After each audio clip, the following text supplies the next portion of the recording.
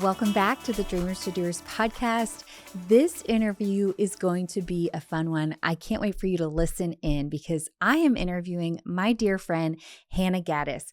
We had a wild week together in Montana where we both came, didn't know each other, spent some time together at an incredible retreat, and just bonded instantly.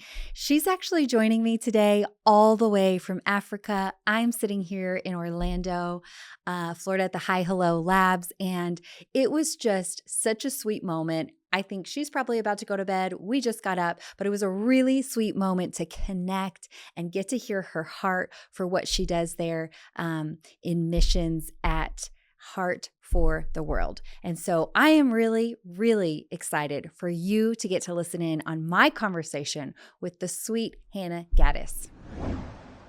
Hi, Hannah. I'm Hi, so Sarah. excited to have you on. This is going to be fun. Okay, Hannah's joining us all the way from Africa. You're going to have to specify the actual location because I probably won't pronounce that correctly, but all the way from Africa. It's evening time. I think the sun's about to go down. It's morning here, so she's jumping on. And where are you located exactly? You just told me, and I've already botched that. Okay. I am in a little country called Eswatini, Africa. It used to be called Swaziland. It is the last known monarchy in all of Africa. And about 7 years ago, the king changed the name of the country. So no one's ever heard of Eswatini, but they've heard of Swaziland. So Yes, I was going to say I've heard of that. That's awesome. when you're the king, you can change the name of your country, I guess, and do a lot of other That things. is amazing. That's awesome. Okay, so I always like to kind of start, I don't know everyone that we're interviewing, but if I do, I like to start with a little fun fact on how we met.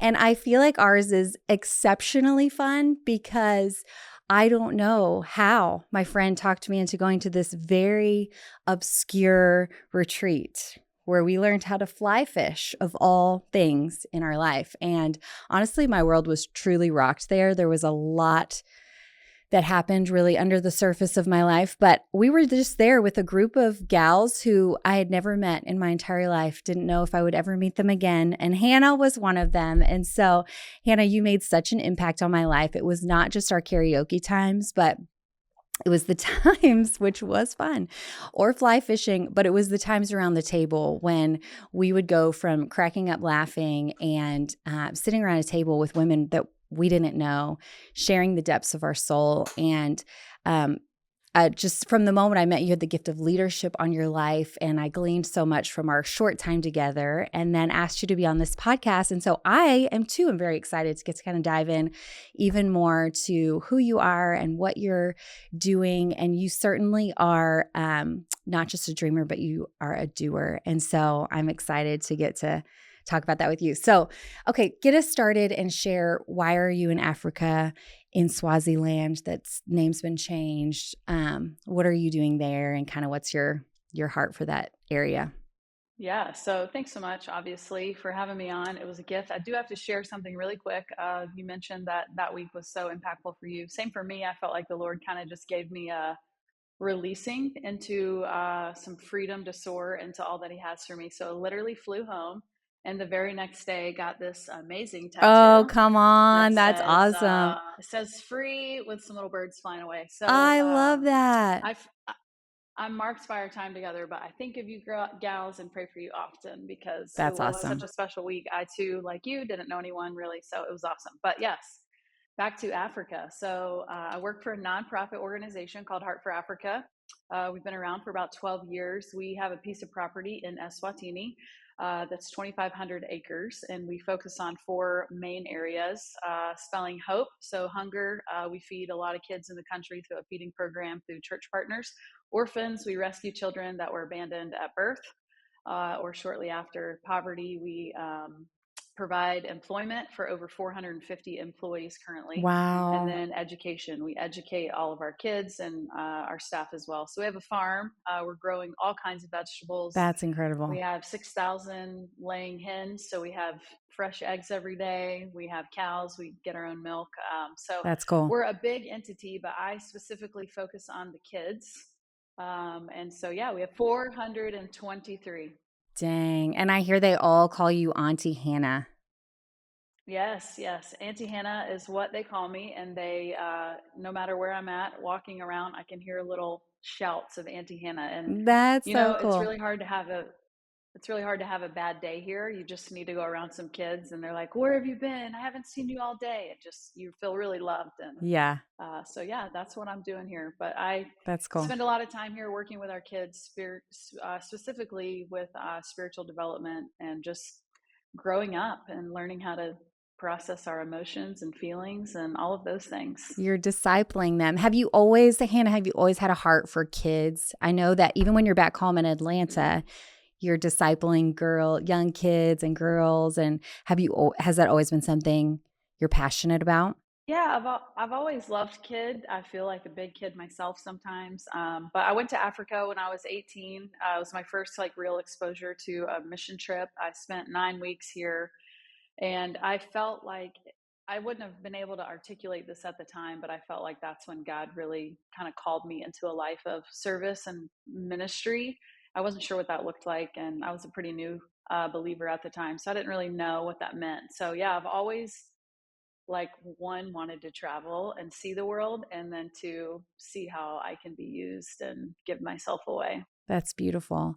Okay, talk to me about the moment. So that's a little bit about when it kind of stirred in your heart, but I know you were working for a church before, and then there was a transition point there where you decided, okay, I'm going to do this full time. What was that like for you to take that jump? And was this something that you knew the Lord was calling you to? Like, were you a little nervous? Were you unsure? Like, how did that go down?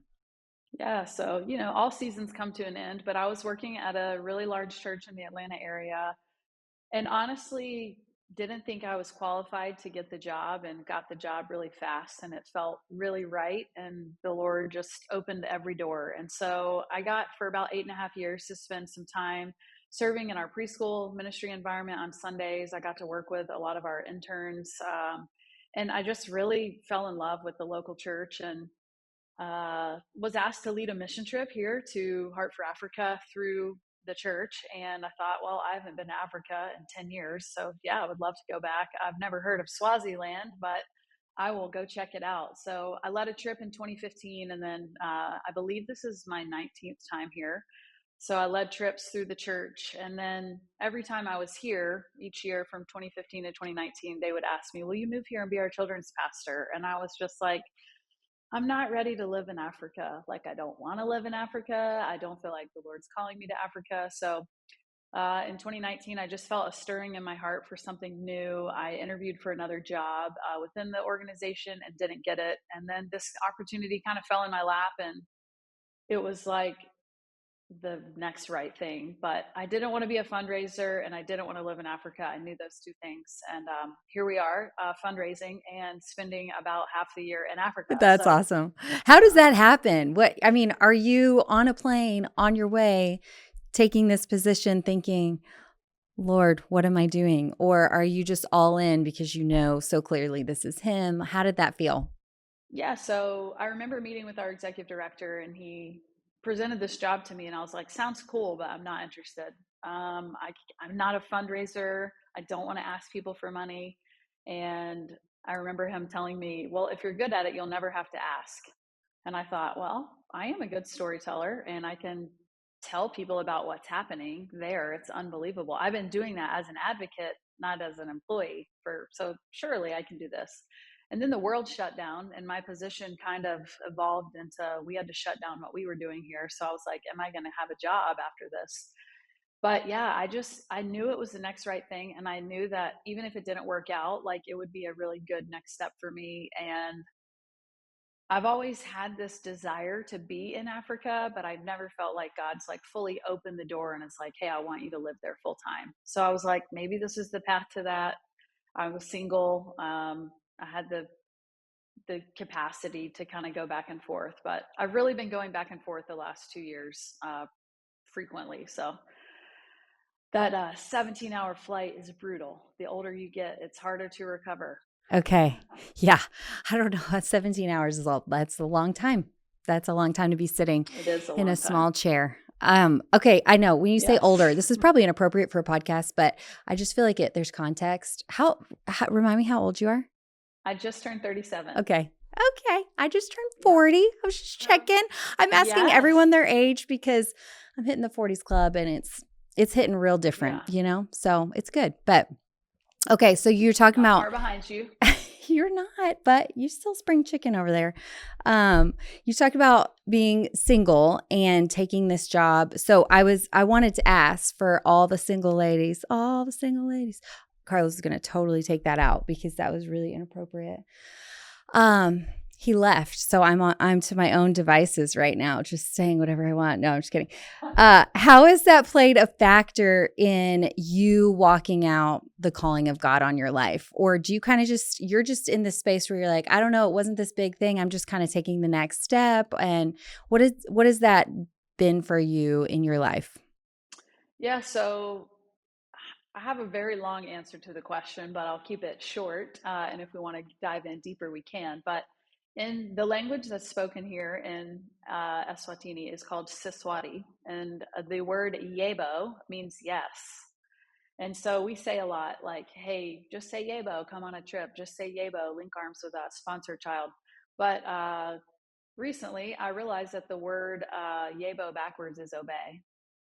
And it's in our obedience that God meets us in those places. I didn't find that on my own. Someone pointed that out to me. I can't take the credit for the obey and the yebo, but only God can do that, right? And so I have decided when I was younger, I had a lot of older friends who were single in their 30s, and they were just really bitter and they were just like hustling, trying to find the one. And I just decided back then I don't want to do that. Like, I don't want to be that person. And so I have a little board of directors that speak into my life. And I definitely asked them a long time ago, like, hey, when I get to a season where I'm bitter and resentful for being single, would you remind me that God calls us to thrive in the season that we're in? And that's what I've tried to do. And I fail miserably often, but as long as I am breathing and have breath in my lungs, I want to give God my yes. And I want Him to be the one that writes the story for me. I'm processing this comment a very wise woman said to me not too long ago. She's the grandmother of a really good friend of mine. They call her Great Gram. I don't have any grandparents that are living, so she's my Great Gram also. And she told me, for years I've been praying for you a husband. But recently, this was about a year ago, the Lord told her that He can do more with you when you're single than if you were married. And a year later, I'm still processing that, but You're like, Grams, that's not what I I wanted want to to be hear, maybe. obedient. Yeah. Yeah, I love not what that. I wanted to hear, Yeah. right? But I have really high standards, and I have a lot of really great friends who have had successful marriages and unsuccessful ones. And I decided I'd rather be joyful and single than married and miserable. So I don't know if this is the rest of my life being single, but I know that for the rest of my life that I'm alive, I want to say yes to whatever God has in front of me. So I don't want you to think I'm perfect, but I do do my best to That is so try to live out that. It's so transparent though, or evident is a better word on your life. Like you can see that. And that word, what a word for you. I feel like you do say yes when an opportunity is put out there and you'll jump in. And I love that about you. What would you say to the woman listening or men, or sometimes there's some guys listening, maybe it's just my husband, I'm not sure, but for him too. What would you say to that person that, you know, they have a hard time saying yes? Maybe your personality is a little bit more like you're going to go for it. You've got that gift on your life to kind of jump in and see what happens, and you lead really well. So what would you say to the person that struggles to say yes? And really, it's an act of obedience that, we're looking at and we're talking about here. We're not saying, oh, everybody needs to say yes to everything in their life. But if we just want to sit on the plans and the purposes of God and not say yes to them, that's kind of a problem. So what would you say to that woman who kind of struggles in that department? Well, like you said, we're not trying to say yes to everything. I have lived in seasons where I'm like, I'm your girl. You call me, I'll say yes. And I'd say in the last probably year and a half, I've really had to learn to limit my yeses And I've learned that when God wants you to say yes to something he's asking, it's always in front of you. Like you can always just almost touch it. But I think the fear in us keeps us from saying yes. So I would just say, hey, lean in. Like when you feel like a connection or something you're supposed to say yes to, do it afraid. Like be afraid and say yes. I think some of my most refining moments in my faith are the moments I said yes to that I was afraid of. And it's where God meets you in those spaces. And of course, like, I don't want to sound like, oh, yeah, I say yes to only the things God puts in front of me. I have said some yeses to things that were not from the Lord, and he redirects. But I would just say you have to lean in and do it afraid. You know, you never know what hangs in the balance of an invitation. And I think when we're presented with an invitation, we have to really filter it through. Is this the right timing? Is this the right place? Is it the right space? Whatever questions you need to ask yourself and ask the Lord, do it. And And is I think fear holding you back? yeah, That's really you good. can't let fear win. Mm-hmm. Yeah. That's really good. How did you, I love how you said your board of directors. That is really cool. And that's like for your life, right? I mean, Yeah. how did you get how did that happen? Yeah. So when I was working at my previous job at the church, I was meeting with one of our pastors who just was someone I looked up to and respected. We were wired very similarly, had a little bit of the same struggles. For those Enneagram followers, I'm a 2 on the Enneagram, and my sin is pride, and so he had shared kind of his own experience, and I thought I need to learn from him because I'm young and I'm in this leadership role at the church and I don't want to fall into that. And so he told me about his board of directors. I was like, what does that even mean? Like, y'all have a meeting, y'all get together? And so over the years I've just kind of picked some people that I look up to, maybe in a certain area of life, or I have about 8 women who are really influential.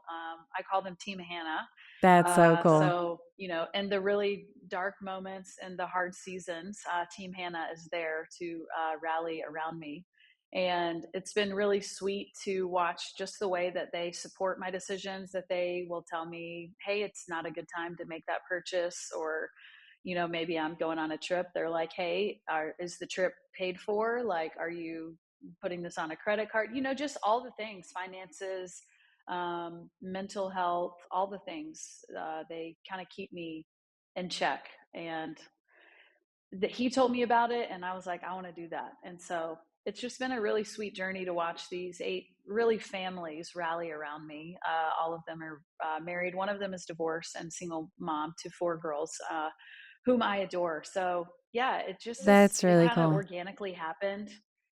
I don't think if you called any of them, they would be like, oh yeah, Hannah, we're on her board of directors.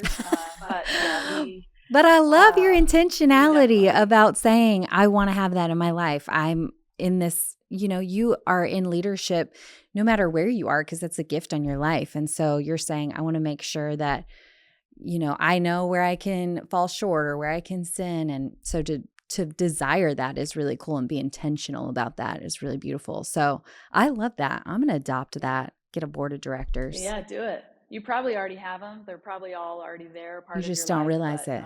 the intentionality is what makes it awesome. Another thing I would say is that I am very independent, and so it's very easy for me to kind of just walk in my own stride and do things kind of by myself. And I think being single kind of plays into that too. But there are times that we need people to kind of speak into our life for encouragement and for challenging. And so, because I don't have someone that I live with every day that's like, how was your day? And debrief the day with me, it's really nice that I have these people that care about me, that check in on me, invite me over for dinner. I mean, I have an amazing family also, but it's just intentional, and they're great women who I aspire to be like, and I'm learning from them each and every day. So I think That is I so consider good. myself really blessed to have Yeah. them. And I think that's the key is it's intentional. And I think it'd be easy to listen to this and think, oh, well, that's great for Hannah. She's got a board and all these people love her and she found all these people. But I think that came out of intentionality. And like you said, you probably have them. You just maybe don't realize it. And so I think if you're listening, you're thinking, well, that's great for her. I don't necessarily have that. I would encourage you to just even pray about it and then get intentional and open your eyes to the people that are around you, the people that are already speaking into your life. And get serious about that because I think that really matters. And I think doing life with a more core group of people where they know you, you know them, there's a depth that you can go to. I think that's really where it is. And I think that's a massive part about just being the church, because this is where we're going to get sharpened and is with each other and sitting around like that table at the retreat center where you're really bearing your soul and you're saying things that, I said some things, I don't know. I'm like, wow, I didn't even know that was way down there. And I hope nobody remembers Right. what I shared because that is way too deep. And personal, but that's where like the transformation happened, right? Was around the table when we were sharing these deep things. And I was reading, just rereading the Gospels, and I was so taken, probably because I had just watched, what's that? The Bible The series, The Chosen. Chosen. I had just watched a little bit. I was at the Bible Museum and they were showing it. It just makes the Bible hit different, come alive in a different way. You see things differently. And so I was reading about the Last Supper and envisioning, I can read these things and just think about how this applies to me and what that means to me and I was just reading it different. And I was imagining Jesus with his people and what that felt like. And they were just there. They were going to eat and they were going to have bread and they were going to have wine. And in that moment, he's saying, do this in remembrance of me. And it just hit me different, not like, oh, get your wafer and get your cup of juice, which is awesome that is what we use as the symbol to come back to that moment. But I just felt like, but I want to do this more often, every day. I want to be at a table with my people where I'm going to bare my soul and I'm going to break bread with them. And I'm not just going to do it to hang out, but I'm going to do it in remembrance of him and what he's done for us and who he is in our life. And I feel like that is where the transformation comes. So I feel like this is just a really sweet encouragement to find your people is what Jenny Allen wrote a book about it. Yeah. Right. Just find people and be intentional. And I love that you called it the board of directors, and I'm definitely adopting that. Whoever started that, we owe you because that was really good. Yeah, we owe you. Yeah. Yeah, I think too, something I've learned over the years is that like I used to have a lot of friends and it's exhausting, like catching up with that many people. And so my circle has gotten a bit smaller as I've gotten older. And I think it's so much better because I can go deeper with those people and I do have time and capacity to do that. And I would encourage listeners as well, like, don't try to have many friends. Like, find the people who are your ride or dies. Like, you call them first. You're stuck in a ditch on the side of the road because your car broke down. You got a flat tire. Who are you going to call? The people that you're going to call in the middle of the night when you need something. Those are your people. And yeah, like Jenny Allen said, find your people. We all have them. It's so And good. it could be a couple, but yeah, and mine started out as a few and it just kind of has evolved over time to many. But this world is too hard to do this alone. And Absolutely. like you said, God gave us each other to help carry the weight of that. And I too am a fan of The Chosen, just started watching it. And I think it's changed my relationship personally with Jesus because I'm like, he was so cool. Like, So Jesus was cool. so cool. Yeah. I would have hoped he would have wanted to hang out with me, but I want to hang out with him. And so it's really transformed my quiet time. I'm only on like season 2, but I'm definitely locked in. He was They do so a great cool. job. You guys would have cut up. It would have been so fun. I would have wanted to be at that table because Hannah, you were just such a fun soul. I love it. I had something. Oh, I was listening to this podcast. Here we are on another podcast, but And this line just really struck me about, they were talking about how one of humanity's greatest fears is to be fully known, but then not fully loved. And Mm. that's really struck me as I've hit this next decade. This is like such a moment of assessing relationships and the people that are in my life. Who am I letting speak into my life? Like all of this has been a big evaluation. And that has really triggered, hey, I think this is part of the reason I'm actually not letting my guard down, is because I'm worried about being fully known and then not being fully loved on the other side. And so that's really the risk, though. And I think it's important to still be able to, we're all human and we're all going to disappoint each other, and we're not going to be able to fully love each other. That's only going to come from Christ. But to have the ability to say, I'm going to let my guard fully down, maybe with just not everybody. We don't need to do that with everybody. Right. But with this group that Yeah. I have decided, I'm letting you in. I'm going to show you my full self. And I'm going to pray at the other end that you would love me just where I'm at. And it's interesting to see over the years as I've slowly felt like I've let myself do that.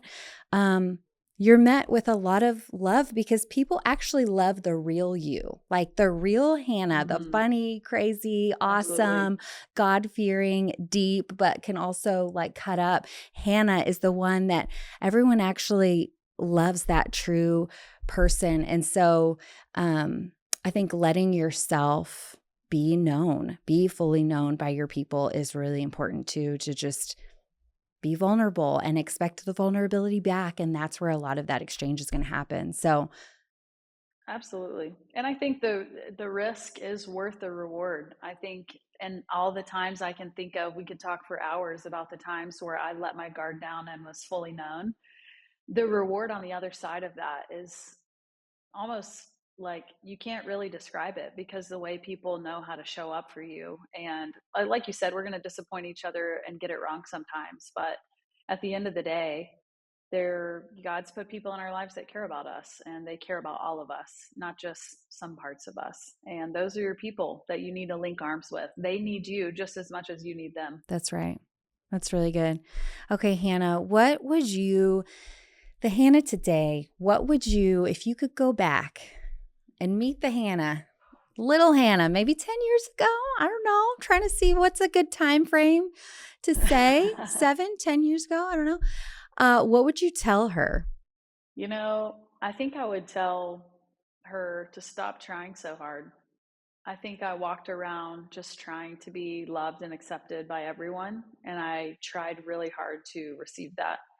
And at the end of the day, I was left with this void, because we all know that we can't let other people fill that void for us completely. And I would say I got myself in a little bit of some hard places, just with being prideful and, being elevated and wanting to be known and wanting to be sought out. Like, oh, Hannah, she's awesome. We want her on our team, or we want her to do this. And I think it just got really dangerous. It became like the Hannah show, and not like, hey, I'm working for this ministry at the local church. And I would just say, stop trying so hard and just be where your feet are, like today. Wow. And today, my feet are in Africa. And so I'm going to be here today. And wherever my feet may take me tomorrow, I might be on our farm, or I might have to go somewhere. I'm going to be there. And I think when I stopped doing that, I started to really enjoy life. Life became more enjoyable because I could be present where I was, and I wasn't trying. Now, this is a lot of therapy and a lot of encouragement from wise counsel that got me here. But I try to tell all the girls I mentor and disciple, and hey, don't stop trying. And we live in a world of trying to catch up, right? Trying to keep up, and it serves us no good purpose at the end of the day. So I think I would say stop trying so hard and lean in. Like, lean in to whatever it is. Lean into whatever's in front of you, whatever God's calling you to, whatever opportunities put in front of you. Lean in. Like, don't be afraid. Just lean in. He'll That meet you is there. powerful. Yeah, I think there's a new phrase coming out of the schools these days, coming off the streets, called a try hard. I don't know. I'm like, why Yeah. is that Yeah. a Try thing, you hard. know? Yeah. But oh man, that hits home for me too. I think that was actually something that has been um, just really stripped in my life. And honestly, in this last year of just, I realized that it wasn't just me trying hard because I'm thinking, oh, I just want to serve the Lord really well. It's like, no, there was this self reliance and self dependence. 100%. And that's kind of what the stronghold was and the root was from where all the striving was coming from. And so, man, it's a game changer when you can live in the moment and just say, "Hey, my feet are in Africa today." And so this is what this is what's in front of me today, and I'm going to put my whole heart into it. Yeah. So, I love that. That's beautiful.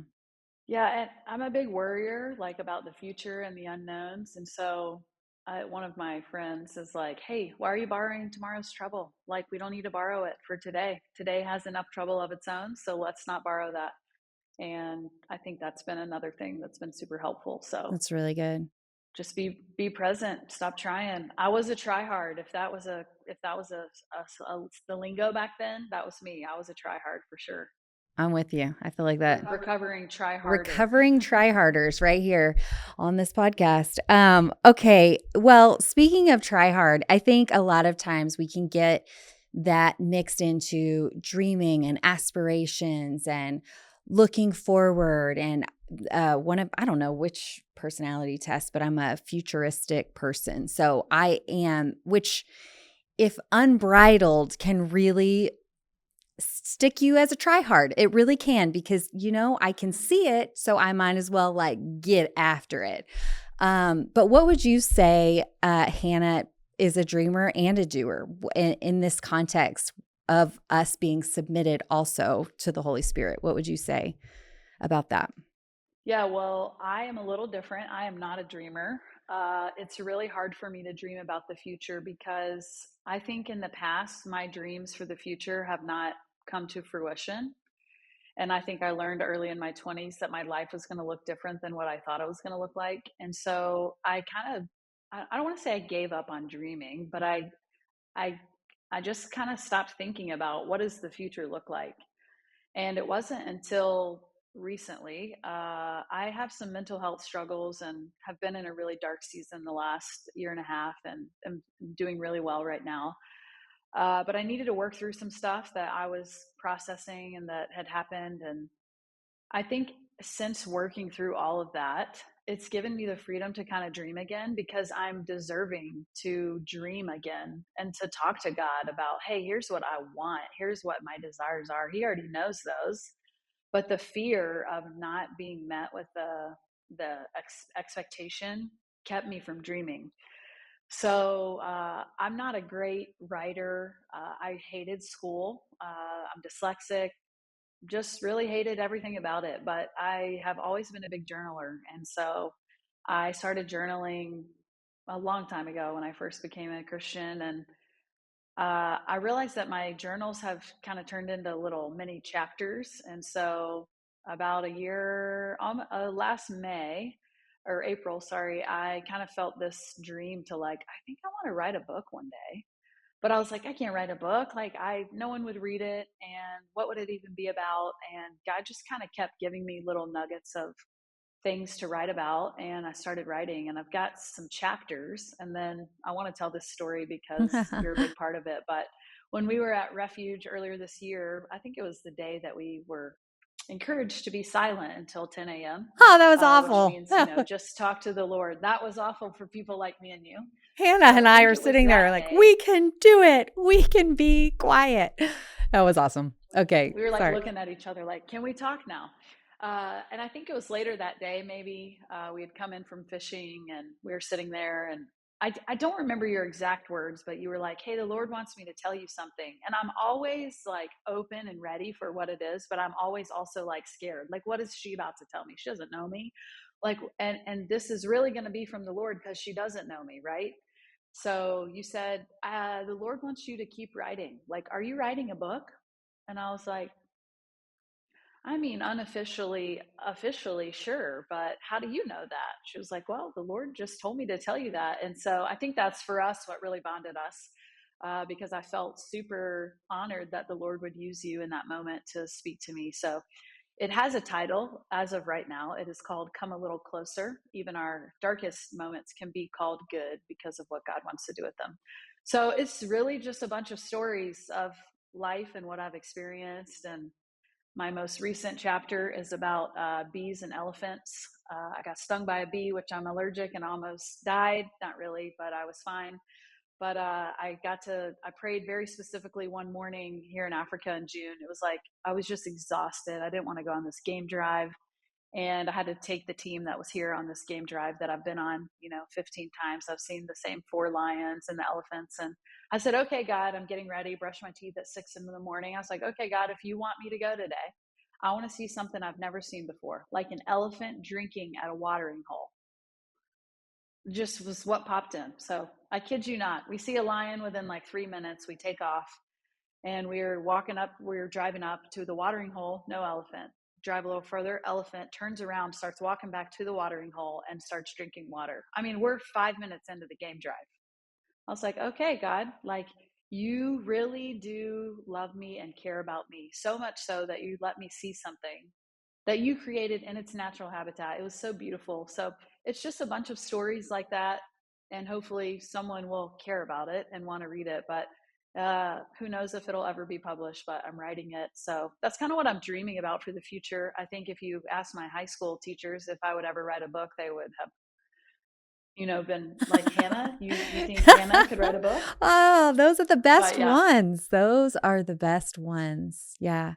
Hannah, because you yeah. are such a good storyteller. And I know from even some other deeper conversations, just the things that come out of you are so profound and so deep because it's just who you are and you walk so closely with him. So I love the title. I feel like that couldn't be more appropriate for who you are and what you carry on your life. And I am really excited to get to read that one day. And I also think that that was kind of crazy that I said that because I don't normally do things like that. And I'm like, wow, Lord, thank you for making that such a sweet moment. And so, really honored to get to be on with you. And I just feel like this was such a sweet moment for listeners because, we're all of these interviews are, everyone is so different and carries such different gifts and lives their life so uniquely. And so, I'm just really thankful to have had you on. Is there anything else you wanted to share before we wrap up today? Nothing really other than like I love the name of this, dreamers and doers, dreamers to doers. I think it's so powerful when we kind of submit and open up our hands to say, here's my dream, God, what do you want to do with it? And then we get to be the one that does it. Like we're the ones to do it. Was my grammar correct there? Not sure. But I mean, I it's never okay. thought in a million years that I would be, this is what my job is. It's not a job, it's a calling. And I just would encourage listeners to like find what makes you tick. Like what puts the pep in your step, what makes you happy, what really brings you to life. And when I'm here, I can feel the presence of the Holy Spirit all around me and the joy. Like it's really hard to have a bad day, and we face really difficult circumstances every day. Our kids are literally abandoned, like someone could not take care of them, and we take them and care for them. So the stories are hard, but our God is so good, and He's so faithful to meet us in those places and spaces. And we all want to be loved, and we all need to be cared for. And so I feel like a little part of this place is so healing to me, and what I longed for and looked for many years uh, through the world, but have found through our Heavenly Father. So lean in, take the trip, and do it. Yeah. And what's that word? Yavo. Yavo. Yavo. That's the word. Yeah, Okay. Yavo means yes. Yes, Say yes Hannah, and obey. this was awesome. Thank you so much. I really appreciate you being on. I just know that this is going to be such a great episode. And how can people find you and the organization that you're working Yeah. for? Yep. So we are called Heart for Africa. Not most people call us Hearts for Africa, but we're just one heart for Africa. Yeah. Not really. So heartforafrica.org is our website. Heartforafrica.org is us on Instagram. Follow us on Facebook. We're on all the socials. I don't know if anyone wants to find me, but I Everybody think you wants can to put it in the find notes you. below. They're going to be waiting for your book release. Hannah, at Hannah, Yeah. right? Aren't you at Hannah Gaddis? It's underscore Hannah Gaddis underscore. Okay. Yeah. I used to be at Handcakes14, and then I was dating a guy, and he was like, "Hey, it's time to like move It's on from time. our screen name, and it's time to be like who you really are. Your real name, make a brand for yourself." Oh my So gosh, it's kind of time. mad I listened to him, but Yeah. yeah. I So say here you we are, take it back, Hannah Hannah. Cakes. Yeah, Or Hannah Handcakes. Montana, Yeah, which is also, I feel like that what was you called me. Yes. another great one. Okay, Hannah. Well, I'm so honored and grateful that you came on and took the time to be with us and just share your heart. So thank you. And until next time.